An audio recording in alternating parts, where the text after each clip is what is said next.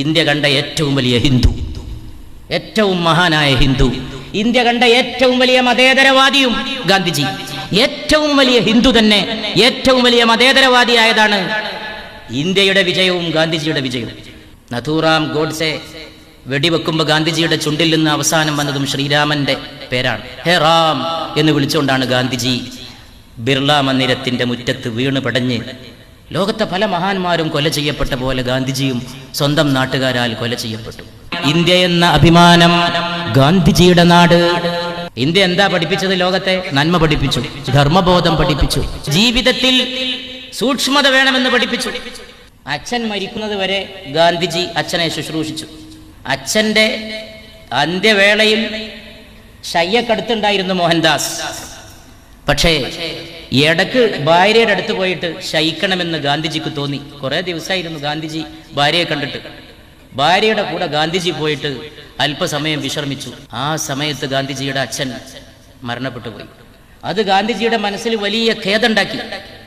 ഭാര്യയുടെ കൂടെ പോയി കടന്നു. അച്ഛൻ മരിക്കുമ്പോൾ അച്ഛൻ്റെ അടുത്തുണ്ടായില്ല. അന്ന് മുതൽ ഗാന്ധിജി ബ്രഹ്മചര്യം പ്രഖ്യാപിച്ചു. എല്ലാവിധ വൈവാഹികവും ലൈംഗികവുമായ കാര്യങ്ങളിൽ നിന്ന് ഞാനിത് അകലുന്നുവെന്ന് ഗാന്ധിജി പ്രഖ്യാപിച്ചു. പിന്നെ ഗാന്ധിജി എടുത്ത പല നടപടികളും ചിലർക്കൊന്നും ദഹിച്ചില്ല. ദഹിക്കട്ടെ, ദഹിക്കാതിരിക്കട്ടെ, അത് ഉന്നതന്മാർക്ക് മാത്രമേ മനസ്സിലാവൂ. തന്റെ ബ്രഹ്മചര്യ പൂർണ്ണമാണോ എന്ന് സ്വയം ഗാന്ധിജി പലപ്പോഴും പരിശോധിച്ചു. അത്ര വലിയ ഉന്നതമായ ആത്മീയതയിലായിരുന്നു ഗാന്ധിജി. ഇന്ത്യ കണ്ട ഏറ്റവും വലിയ ഹിന്ദു, ഏറ്റവും മഹാനായ ഹിന്ദു, ഇന്ത്യ കണ്ട ഏറ്റവും വലിയ മതേതരവാദിയും ഗാന്ധിജി. ഏറ്റവും വലിയ ഹിന്ദു തന്നെ ഏറ്റവും വലിയ മതേതരവാദിയായതാണ് ഇന്ത്യയുടെ വിജയവും ഗാന്ധിജിയുടെ വിജയവും. നഥൂറാം ഗോഡ്സെ വെടിവെക്കുമ്പോൾ ഗാന്ധിജിയുടെ ചുണ്ടിൽ നിന്ന് അവസാനം വന്നതും ശ്രീരാമന്റെ പേരാണ്. ഹേ റാം എന്ന് വിളിച്ചുകൊണ്ടാണ് ഗാന്ധിജി ബിർള മന്ദിരത്തിന്റെ മുറ്റത്ത് വീണ് പടഞ്ഞ് ലോകത്തെ പല മഹാന്മാരും കൊല ചെയ്യപ്പെട്ട പോലെ ഗാന്ധിജിയും സ്വന്തം നാട്ടുകാരാൽ കൊല ചെയ്യപ്പെട്ടു. ആ കൊന്നതൊരു മുസൽമാനാകാതിരിക്കട്ടെ എന്ന് ജവഹർലാൽ നെഹ്റു അടക്കമുള്ള ദേശീയ നേതാക്കൾ അപ്പം തന്നെ പറഞ്ഞു. ഇന്ത്യയുടെ ഭാഗ്യം അതൊരു മുസ്ലിമായില്ല, ഗാന്ധിജിയുടെയും ഭാഗ്യം. ഗാന്ധിജിയെ ഒരാൾക്കും വധിക്കാൻ കഴിയില്ലായിരുന്നു. അത്ര വലിയ മനുഷ്യസ്നേഹിയും അത്ര വലിയ ദയാലുവും ആധുനിക ലോകം കണ്ട അതിൻ്റെ ഏറ്റവും മഹാനായ പുത്രനുമായിരുന്നു ഗാന്ധിജി. രണ്ട് ഉദാഹരണങ്ങൾ ഇന്ത്യൻ സ്വാതന്ത്ര്യ സമരത്തിലുണ്ട്. ഗാന്ധിജി ശ്രീരാമന്റെ പേര് പറഞ്ഞ് തൻ്റെ ജീവിതം അവസാനിപ്പിച്ചു. മുഹമ്മദ് അബ്ദുറഹ്മാൻ സാഹിബ്, സ്വാതന്ത്ര്യ സമരത്തിൽ അണിചേർന്ന മുഹമ്മദ് അബ്ദുറഹ്മാൻ സാഹിബ് അവസാനമായി കൊടിയത്തൂരിൽ പ്രസംഗിച്ച് മണാശ്ശേരിയിലേക്ക് നടന്നു പോകുമ്പോൾ വഴിവക്കെ അദ്ദേഹം വീണു പോവാണ്. വീണു പോകുമ്പോൾ അദ്ദേഹത്തെ ചെന്ന ആളുകൾ താങ്ങി അദ്ദേഹത്തിന്റെ പിന്നാലെ നടന്നിരുന്നത്. അള്ളാഹുവിന്റെ പേര് 3 തവണ പറഞ്ഞുകൊണ്ടാണ് അബ്ദുറഹ്മാൻ സാഹിബ് ഈ ലോകത്തോട് ഇവിടെ പറയുന്നത്. അന്ന് രാവിലെ അദ്ദേഹത്തെ കൂട്ടിക്കൊണ്ടാകാൻ വേണ്ടി കാറ് വന്നപ്പോൾ മയ്യത്ത് കൊണ്ടുപോകാൻ പറ്റിയ കാറാണ് എന്ന് അബ്ദുറഹ്മാൻ സാഹിബ് പറഞ്ഞു. അന്ന് രാവിലെ അദ്ദേഹത്തിന് യാതൊരു സോക്കട്ടുണ്ടായിരുന്നില്ല. അദ്ദേഹം പൂർണ്ണമായും ആരോഗ്യവാനായിരുന്നു. നല്ല കാറ് മയ്യത്ത് കൊണ്ടുപോകാൻ പറ്റുമല്ലോ എന്ന് പറഞ്ഞു. ആ കാറിൽ അദ്ദേഹത്തിന്റെ മയ്യത്ത് മണാശ്ശേരിയിൽ നിന്ന് കോഴിക്കോട്ടേക്ക് കൊണ്ടുവന്നു. അപ്പൊ ഇന്ത്യയുടെ സ്വാതന്ത്ര്യത്തിന് വേണ്ടി അണിചേർന്ന ഗാന്ധിജിയുടെ ചുണ്ടിലെ ഒടുക്കത്തെ മന്ത്രം, അബ്ദുറഹ്മാൻ സാഹിബിന്റെ ചുണ്ടിലെ ഒടുക്കത്തെ മന്ത്രം ഇന്ത്യൻ മതേതരത്വം എന്താണ് എന്ന് പഠിപ്പിക്കുന്നു. അത് മതത്തിന്റെ തിരസ്കാരമല്ല, എല്ലാ മതങ്ങളെയും ബഹുമാനിക്കലും ഉൾക്കൊള്ളലും സഹിഷ്ണുതയും സഹവർത്തിത്വവുമാണ് എന്ന് ഇന്ത്യൻ സെക്യുലാരിസം പഠിപ്പിച്ചു. അതിന്റെ ജീവിക്കുന്ന മാതൃകകളായി ഇവരെയൊക്കെ കാണുമ്പോ പരിശുദ്ധ റസൂലിന്റെ ഓർമ്മകളിലേക്ക് ഗാന്ധിജി പോയപ്പോ ഗാന്ധിജി ഒരു ദിവസം പറഞ്ഞു, അല്ലാഹുവിന്റെ ദൂതരെ, ദൈവദൂതരെ, ഞാൻ എന്റെ കണ്ണിന്റെ മുമ്പിൽ കാണുകയാണ്. I see the picture of the prophet fasting and praying before my eyes. നോമ്പെടുത്ത് പ്രാർത്ഥിക്കുന്ന പരിശുദ്ധ പ്രവാചകന്റെ രൂപം ഞാൻ എൻ്റെ കണ്ണിന്റെ മുമ്പിൽ കാണുന്നു എന്ന് ഗാന്ധിജി എഴുതി വെച്ചു. ഞാൻ പഠിച്ചു, ഞാൻ വായിച്ചു എന്നല്ല. I see the picture of the prophet fasting and praying before my eyes. എൻ്റെ കണ്ണിന്റെ മുമ്പിൽ ഞാൻ കണ്ടുകൊണ്ടിരിക്കുന്നു. ഗാന്ധിജി എന്താ ഈ ലോകത്തിന് കൊടുത്ത ആയുധം? നോമ്പ്. ബ്രിട്ടീഷുകാരെ ഗാന്ധിജി മുട്ടുമടക്കിച്ചു നോമ്പ് നോറ്റിട്ട്. വലിയ ബ്രിട്ടീഷ് ശക്തിയെ ഗാന്ധിജി ഇന്ത്യയിൽ നാട് കടത്തി. എന്താ? ഗാന്ധിജിയുടെ കയ്യിൽ ബോംബില്ല, ഒരു വാളില്ല, ഒരു പിച്ചാക്കത്തില്ല. ഗാന്ധിജി ആയുധങ്ങൾക്കെതിരായിരുന്നു, ഗാന്ധിജി ഹിംസക്കെതിരായിരുന്നു. ഗാന്ധിജിക്ക് ഒറ്റ ആയുധമുള്ളൂ. ഗാന്ധിജി കുട്ടികളെ പോലെ വാശി കാണിക്കുമായിരുന്നു. അദ്ദേഹത്തിന് എന്തെങ്കിലും നേടണം തോന്നിയാൽ ഉടനെ പറയും, ഞാൻ നോമ്പ് വെൽക്കുന്നു പറയും. അപ്പം എല്ലാവരും പേടിക്കും. കാരണം നോമ്പ് വെൽക്കാന്ന് പറഞ്ഞാൽ ഒരു വെള്ളമില്ലാ കിടക്കാൻ എന്തെങ്കിലും പറ്റിയാൽ ഒരു നാട് മുഴുവൻ ഉത്തരം പറയേണ്ടി വരും. ഹിന്ദുക്കളും മുസ്ലിങ്ങളും തമ്മിൽ ആൾ തുടങ്ങി. ഉടനെ ഗാന്ധിജി പറഞ്ഞു, ഞാൻ നോമ്പ് വെൽക്കണം പറഞ്ഞു. വേറൊന്നും പറഞ്ഞില്ല. നോമ്പ് നോറ്റു. നോമ്പ് നോറ്റങ്ങ് കിടന്നു. പരസ്യമായിട്ടാണ് കിടക്കുക.